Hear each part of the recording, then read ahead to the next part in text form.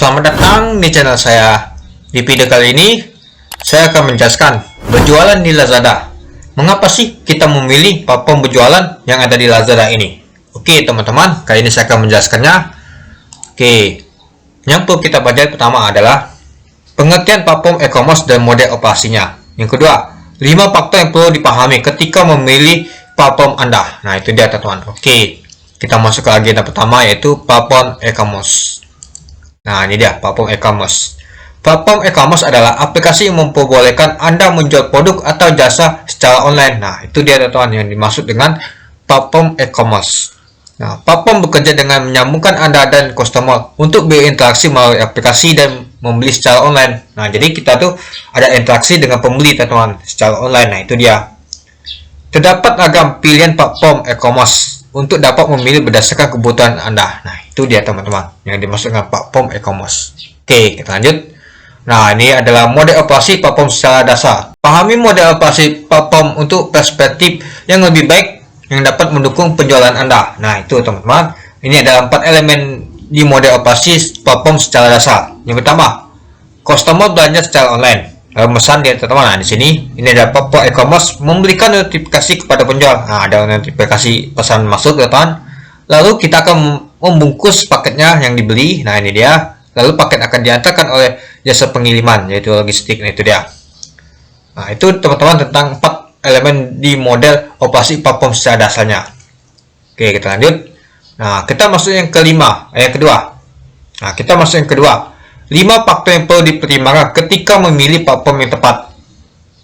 Nah, memilih platform yang tepat. Nah, dengan adanya ragam opsi untuk meraih customer, penting Anda fokus ke aspek-aspek yang penting untuk penjualan brand Anda. Nah, ini ada 5 faktor untuk pertimbangan ketika memilih platform, teman-teman. Pertama, harga platform. Ya, jelas kita lihat dulu adminnya murah atau tidak. Nah, itu. Yang kedua, mudah digunakan. Nah, interaksinya mudah digunakan, teman-teman. Interface-nya, tampilannya mudah digunakan. Yang ketiga, penggunaan di ponsel. Nah, harus mempunyai aplikasi ya. Kita kan manapun kita bawanya ponsel. Nah, itu.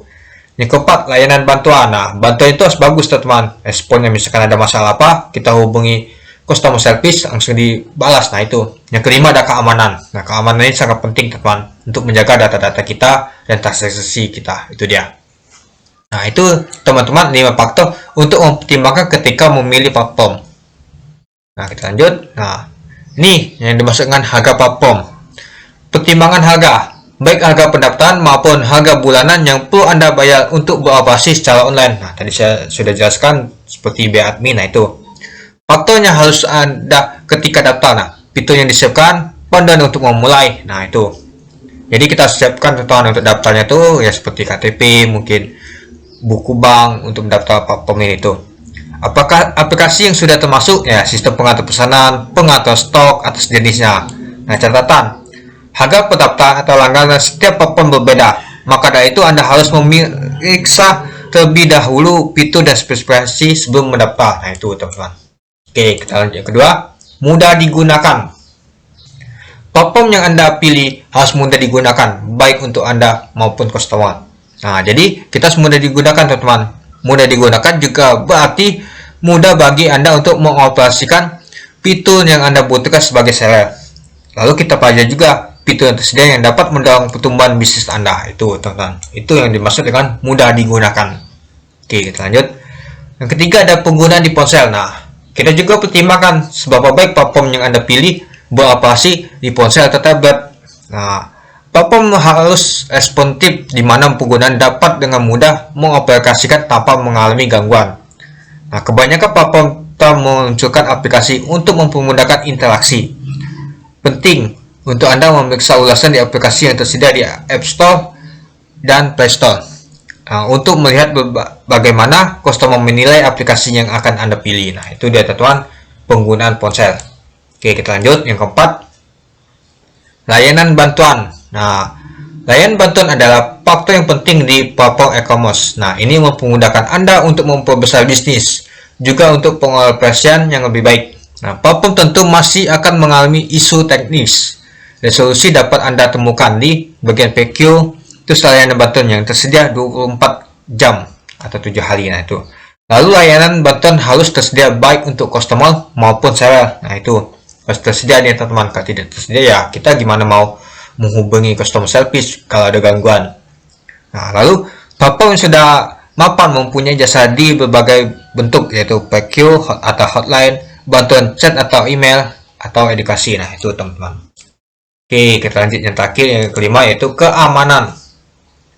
Nah kita juga harus mengecek nama atau platform yang Anda pilih mempunyai protokol untuk pembayaran yang aman dan terjamin. Nah, keamanan ketika melakukan transaksi pembayaran sangat diperhitungkan oleh customer. Keamanan juga berarti informasi yang sensitif seperti info kartu kredit atau info akun terjaga dan tidak gampang diakses oleh orang lain. Itu dia. Pemenuhan keamanan dan metode pembayaran biasanya dapat ditemukan di website, contohnya seperti ini teman-teman. Itu dia keamanannya. Oke, kita lanjut. Nah, kita masuk ke ringkasan teman-teman. Platform yang Anda pilih akan menjadi dasar untuk memajukan bisnis Anda. Mengerti fungsi platform akan jadi keuntungan untuk operasi dan pertumbuhan bisnis Anda untuk jangka waktu yang lama. Nah, ketika memilih platform e-commerce, terdapat 5 faktor yang perlu kita pertimbangkan. Yang pertama adalah harga platform, mudah digunakan, penggunaan ponsel, dan layanan bantuan, serta keamanan. Nah, itu dia teman-teman ringkasan kita hari ini. Oke, mungkin itu saja sih teman-teman, bagaimana sih cara kita memilih platform untuk berjualan. Oke, sekian dulu video singkat saya. Terima kasih sudah menonton. Salam cuan.